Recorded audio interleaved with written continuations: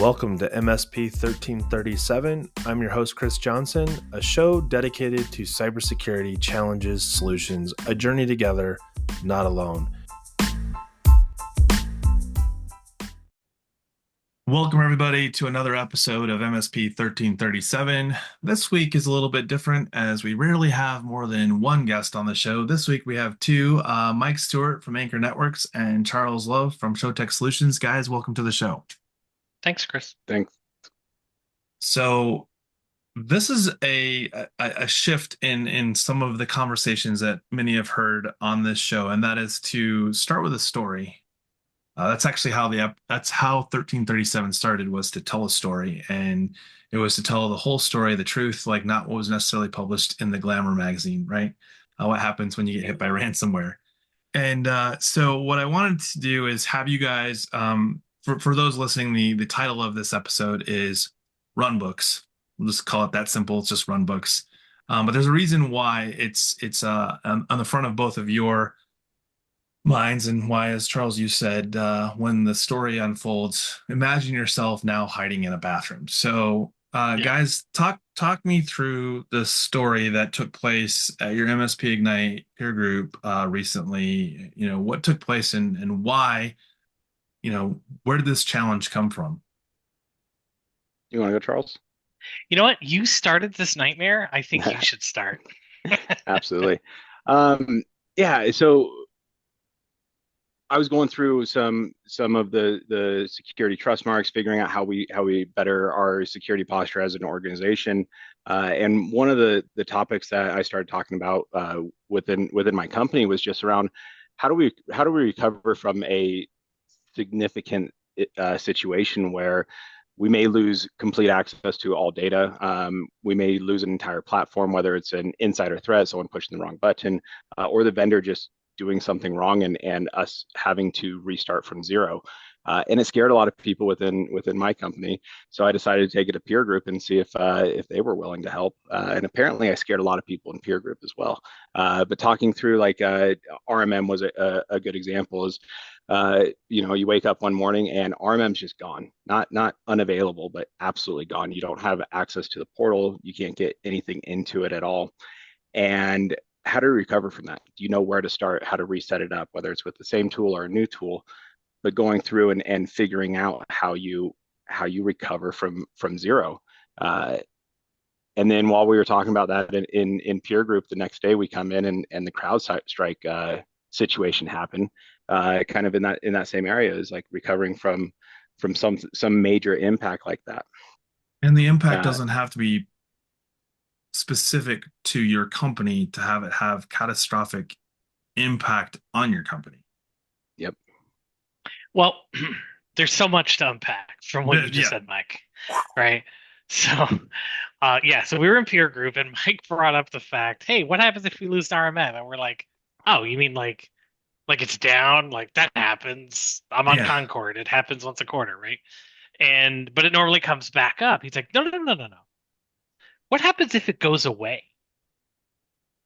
And I'm like, well, what do you mean go away? He goes, what happens if for some reason either somebody takes over the account, nukes all the data, right? It's kind of like the Microsoft conversation where they tell you should do a third-party backup. And I'm thinking during this whole thing, and the whole meeting ground to a halt. Like we just felt the oxygen suck out of the room. Right. Because none of us had ever really thought about this to this extent. So when Mike said, what happens if you lose RMM? We're all like, oh, well, we have other remote access tools. He goes, so what happens if it doesn't come back? I was like, well, then I'm buying a new RMM, maybe, right? Yeah. Like there's one, like I have a hall pass where if all of a sudden I were to move on to another one, it's going to be this other one, right? Right. I was like, oh, we could just go to that vendor and call it a day. He's like, absolutely. He goes, Charles, you have like 2,000 endpoints. I said, yeah. How long is it going to take you to deploy those? Oh, damn. Yeah. Right. So this was the I forget what it is, but there's a like story and then a rebuttal, story rebuttal. So Mike and I had a very healthy conversation where everybody in the peer group watched us in horror, and I said, "Well, I could just fine. Let's just pretend we have Azure AD. I can redeploy the agents. It's Yeah. going to take me a couple days, but I'll get it done." He's like, "All right. What about the scripts?" I'm like, "Damn it, Mike." So I go, "What do you mean? What about the scripts?" He goes, "Well, you have a bunch of automation." I was like, "Oh yeah, I have like a ton of automation. Do you back that up?" I do now. Right. A couple weeks ago it was no.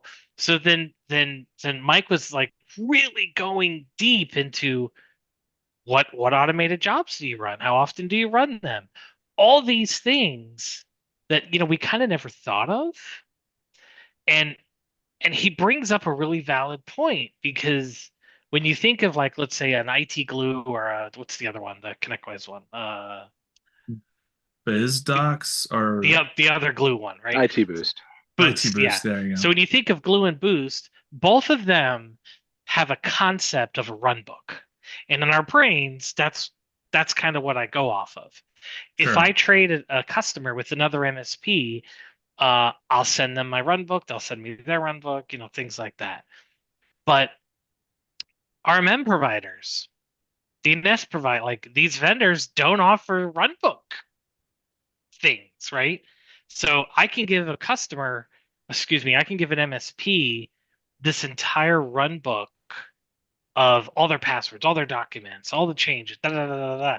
I can't Yeah. pull any of that stuff, right? So what were some of the other things, Mike, that you were so The scripts? yeah, the user accounts, the permission levels that you may Yes, create, because a lot of times you're creating custom permission groups, what access certain people have. Integrations was a big one of what integrations have to be reset up and reconfigured, yes. and all of that. And the other big piece that we are seeing is a lot of these vendors that we work with don't back up their data. And I'm Sure. sure if we read through the hundreds of pages of contracts that we sign, it's very similar to Microsoft of we're not responsible for your data. Um, it would not surprise me if most of the vendors were set up that way. So it's going through, and there's no easy way to back up platforms. Well, right. And especially because you're starting to talk about things that are proprietary, right? Like you're not restoring uh something RMM to another RMM if they don't speak the same language that allows you to say Yep. import configurations type stuff. The way you guys are describing this is interesting to me because I think runbooks is a word that we don't use, but it isn't necessarily something that you're not doing. I think you guys went down a very deep rabbit hole on scenarios that would often be associated with tabletop exercises that we would then often generate things that are more conducive to what we would call playbooks, right? So like if ransomware occurs, what does the playbook tell us to do? What does our incident response plan tell us to do? All of those things that are tied to a workflow that's very much reactive because the event has occurred. What you're describing is how do we ensure that what we implement can stay implemented, and if it goes away, that we can switch to something else, not because you've been crippled, but because you now have to make a decision that takes you in a different direction, which is where that whole, and I think business impact analysis is kind of what you guys went through, right? Like you're identifying these are the assets, these are the things that our company or even business disruption might even be a better way of saying it. Like before we get down into the an incident has occurred and we are being ransomed. You're just talking about like, what if it just went away? Like, what if, heaven forbid, that product just got wiped? I mean, we've seen the recent We've news. totally seen it. Yeah, We've seen it. So we yeah. we witnessed it last week. We saw certain people suddenly show up at other vendors, and you're like, wait, what's going on? And it's like, well, yeah, the company that we worked for is now defunct. And you're like, what do you mean they're defunct? They still are. I'm still getting Yeah. emails from them. They're like, try replying to that email. I'm like, oh, got it. Like new plan. Yeah, and while we were there at peer groups, somebody kind of pulled me aside and said, "I'm gonna tell you something funny." I said, "Sure, what?" He goes, "Aren't you and Mike the run books for your companies?" And where I'm like, "Well, I guess so, right? Because we know how all the things are kind of set up, You know where the skeletons right? are. But if like RMM is the beast, right? Because that has the most integrations, that has the most scripting. So, but and this, by the way, not to plug peer group, but I'm going to plug peer group. This is I've been in my bubble, right? Sure. And we go to these meetings to hear what our peers are thinking about. Right. Like this goofy session where like nobody wanted to eat at lunch. Everyone was going to throw up. It was great. Yeah. But I'll this have the is what Alka-Seltzer, please. yeah, this is why we go to peer group, right? Right. And we keep joke and every time Mike jumps on a call, we're like, "So what's the nightmare for today, Mike?" He's like, "Well, boy do I have like," but he's thinking of that stuff that a lot of people just are kind of ignorant to. And if you, there's one vendor, let me just say this: there's this one vendor who now offers QuickBooks Online backups, Okay. right? And I've never really heard of a SaaS backup vendor, like because they always go, "Oh, we back up Google and Microsoft, and that's all that Yeah. matters." I've heard one that does SAP, but yeah. Yeah, so now we're starting to see these vendors. So I wonder if we're ever going to come to a point where you're going to have a vendor being able to run book a PSA, to run book an RMM, Well, right? so you bring up something that's kind of Backup, interesting. but Yeah, yeah, but I think if we rewind a little bit, some of these things you to your point of like haven't thought about it at this depth is tied to the fact of like, but how, right? So like if you were to say hypothetically QuickBooks is gone, what are you restoring this data that this third party is backing up to so you can get back to business because it now doesn't exist anymore? yeah, Like we're talking about the ultimate extreme, right? So um I was sharing this with Mike before you joined us, Charles. Like we had a company, they were hit with ransomware. They definitely had the breach. They said we're not going to pay, we're going to restore on our own. They didn't have any backups, so they rebuilt accounting from the reports that had been generated over the last however many years. That was their like worst case scenario. Their application wasn't gone. So I think kind of to your point, run books come in two flavors, right? They come in a very specialized to the application. If it were to actually go away, what's the alternative? What's RMM version 2 that I now have to transfer and build out on versus the alternative, which I think is a far more likely scenario of I can't use what I have. I've got to restore the data that's been backed up to the same thing all over again, but I can't put it back in the same place that it was, right? The equivalent of a yeah. ransom. Yep. So let me just say this.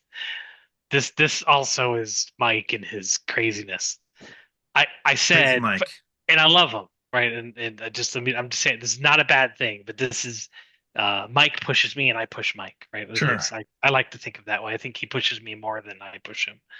Um, I said, oh well, I'll just take screenshots or whatever, and I'll store it in SharePoint or something like that. And then he's like, and what if SharePoint goes away? It's like, damn it, Mike. Right? He's like, so there's a business procedure that Mike is actually doing where not only is he storing data in a secure platform, Mike's going old school. He's printing it, right? So he Yeah. has a physical copy, right? Uh, like I want to say he has spreadsheets on his bed sheets, but that's a That's different right. song. That's right. But like he has a physical copy of things and he has a digital copy of Sure. things in two different mediums. And I'm like, dang it, that's what we need to do.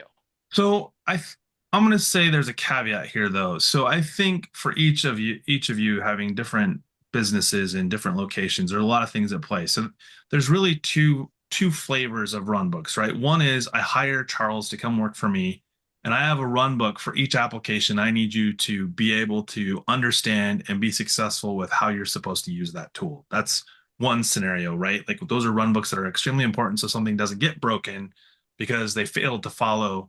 First you put the key in the ignition, make sure your foot's on the brake, all of those things, right?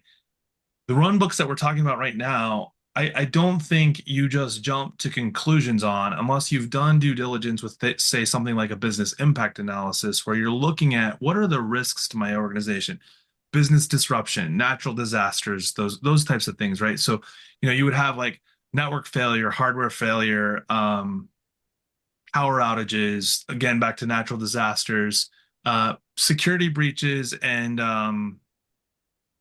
there's probably others that you would want to take into consideration as you build your run book, which now, if I think about it, it's like, okay, well, what do my playbooks also look like? Because I have this because I know the scenario that is taking place and I know what I'm supposed to have everybody do.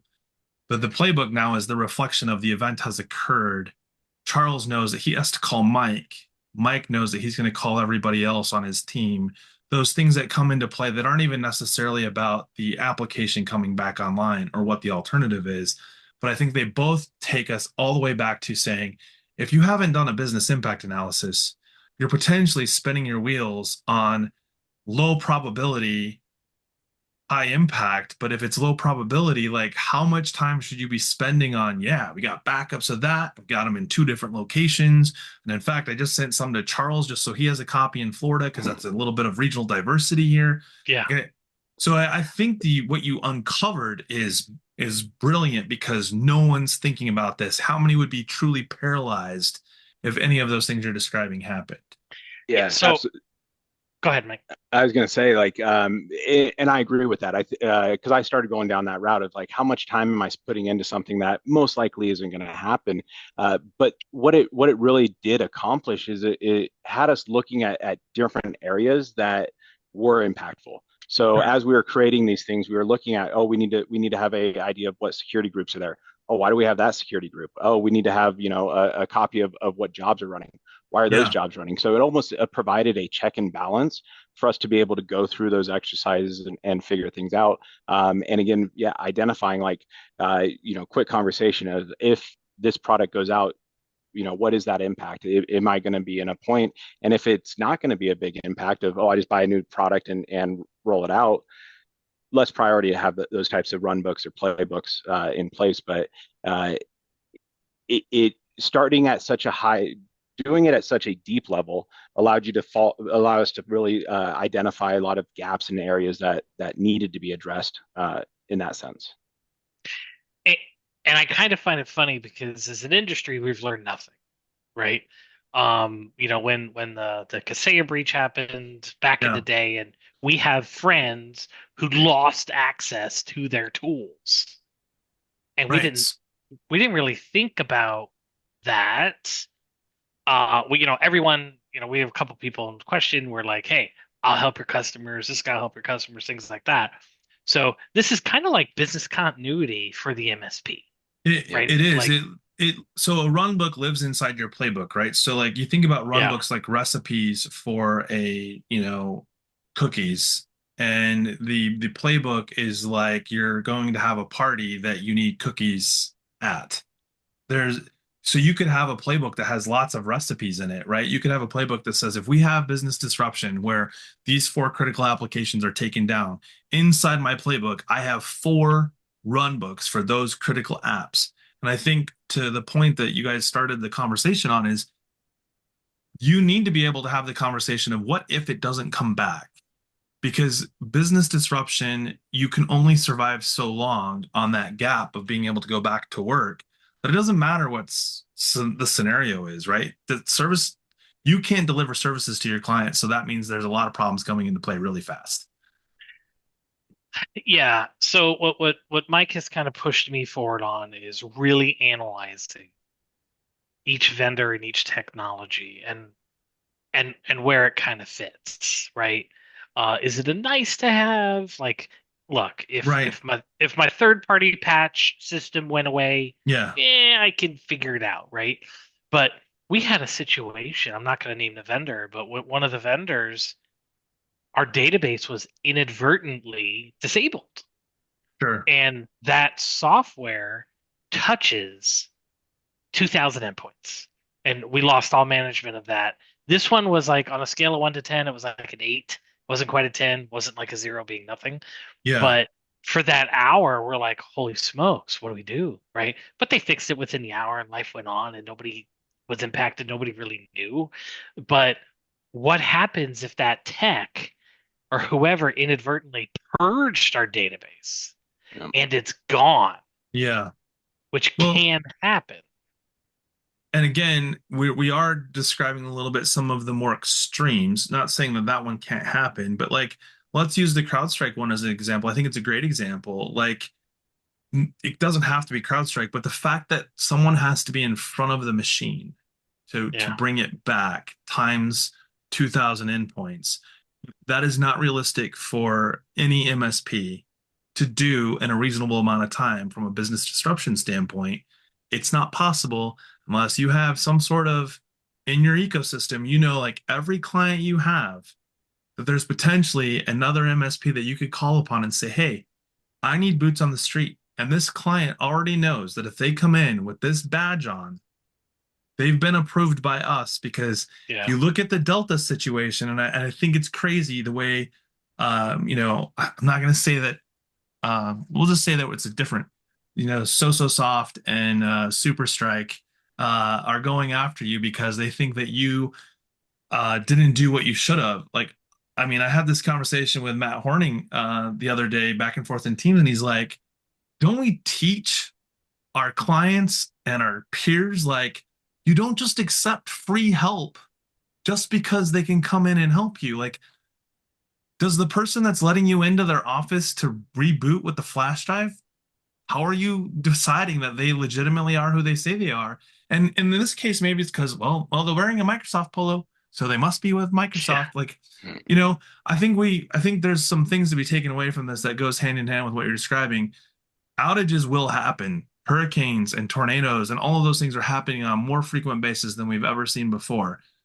It's just a matter of time before something gets hit that is tied to critical infrastructure that we have to make pretty, deep decisions really fast that involve, like, yeah, that RMM tool's been wiped off the map. They have a 3 to 6 months time frame before they'll be able to bring everything back online. You're like, okay, I have 30 days max. Yeah. And it's going through the process of identifying that. I mean, one of the big areas that I got hung up on around this was like the amount of work it was going to take. Of like, oh, I got to do a screenshot anytime there's a change to a new user or information. Someone has to go in and update it. Like it just got to the point where it seemed super unrealistic. And chatting through it through peer group and with others, we found that a lot of times the answers are as simple as we are running reports and those reports are stored in this location. Yep. That location is being backed up this way. And then there's your redundancy, and it just gives people a point to look at. So the RMM jobs, like we have the jobs on a monthly basis being exported and saved to a folder. If we Yeah. need to rebuild jobs, we at least, it may not have every piece of detail in it, but we at least have the names of the jobs of, oh, that one's been created by the community. We can go back and repair it, or we can get an idea of how to recover just based off the title and not having like every specific You can see the piece of recipe in the information. report. Yep. You guys have been plugging the Trustmark pretty consistently of like things that you need to do. And I thought it important to add to this, like what you said about storing those reports and keeping track of the evidence that's being automated and placed in different folders. Some of the safeguards say something as simple as like turn on audit logging. It doesn't say review your audit logs every 2 weeks. It Yeah. just says make sure logging is turned on. And for that very reason, right? Like people forget that it's not necessarily about prevention. It's minimizing business disruption because we can't stop everything from happening. Yep. Yeah, and what I can tell you is based upon our meeting, what I have started to do is pay a little bit more attention to things where we're grading every vendor on criticality, right? Like if they were to go away or if the system was down, how bad is it? Or if I had to rebuild it. So what Sure. we've started to do, and I'm doing my two key thing, I'm putting a copy of the video on a thumb drive in the safe in the office, and then we're doing another one in a secure like online storage thing. But I'm just talking to myself in the Zoom video. I hit record to this computer and Yeah. I walk through all the settings and things like that and the jobs and where to find them and all that kind of stuff. So I've started on all of our top tier products making all these goofy videos of me just trying to find stuff. So that in the event tool XYZ, we decide to either move on, go to a different one, or we want to reset, things like that. Yeah. I at least have something to go back to, right? It's kind of like it's the whole conversation about do you upgrade a server or do you stand up a new one, right? Well, if you upgrade it, it's easier, but it comes with all the garbage. If you stand up a new one, Yeah. great, but The you don't mega know time. Now you don't know where the installers are for the old stuff, right? Right. But at least if we have, I always like to, I always like to say, as long as I know where I'm getting to, I'll figure it out, Yep. right? So I can use my friends and be like, hey, Mike, I forget how do we install 9.9 again? He's like, oh, here's the script, cool, and move on with life, right? So we have been adopting a better documentation of our own stuff to identify these gaps because of this meeting we had. Yeah. Yeah. And I was Go going ahead, to Mike. say, this has also caused me to start pushing our vendors harder too. Finding out more like, what do their audit logs look like? Because again, the insider threat, whether it's intentional or unintentional, of techs going in and doing something, most of the audit logs just show like they signed in and signed out. Well, that's great, but what are they doing in there? How do I know what's being changed, when settings are being changed? Can I be alerted when certain settings get changed, or people are in areas that they shouldn't be? It's pushing the vendors harder on that, asking more detailed information around backups. How can I, even this scenario is like, tech goes in and deletes everything. How do I recover from that with your Yeah. platform? They're going Yep. to say, you start over, and that won't be a good But enough but at answer least for you me. have an answer, right? Yep. Well, You, and the old school thinking of everything needs to be with one vendor, so you have that one throat to choke, has been proven inaccurate this year, right? This right. year, last year, right? So one vendor who owns a bunch of the tools we have was having a major issue. So now I can't get into my knowledge base. I can't get into RMM. I can't get into, my other tools. So we've actually really started to look at, do we really want everything under the same umbrella? Right? For that exact reason. Because what if, you know, we did they think we didn't pay a bill, so Sure. they shut us off, even though we Which were has correct. happened. We've all Yep. had this Yes. conversation on calls. Yes. So real quick in the time we have left, I think it's important to note that runbooks, one, they don't have to be manual processes. In some cases these can be automated. And there's I think several different types, some of which I know as you're going through the trust market, you're going to identify like reviewing audit logs. No one says Mike Stewart has to review the audit logs. It just says that you need to be reviewing audit logs. You might be outsourcing that to a third party. So you've got some function happening there. It is a run book. And if you don't define what that run book is supposed to look like or understand how that run book is being used, that's problematic. Daily backups is technically a run book, right? For each client, you got a run book that says we back up these things at this level of frequency. And then the other one would be like constant monitoring. That is a form of run book. You're monitoring for system performance. Why is that Yep. CPU pinned out at 100% for the last 24 hours? Well, because someone's, moving the entire OneDrive to a flash drive, right? So but then specialized run books is what we largely talked about today, like when bad things happen to infrastructure. And I think the one big takeaway that I've gotten from this is you've clearly articulated the number one reason to have tabletop exercises that do not have to be complicated and can easily be accomplished in under an hour. Hey, what if it's gone?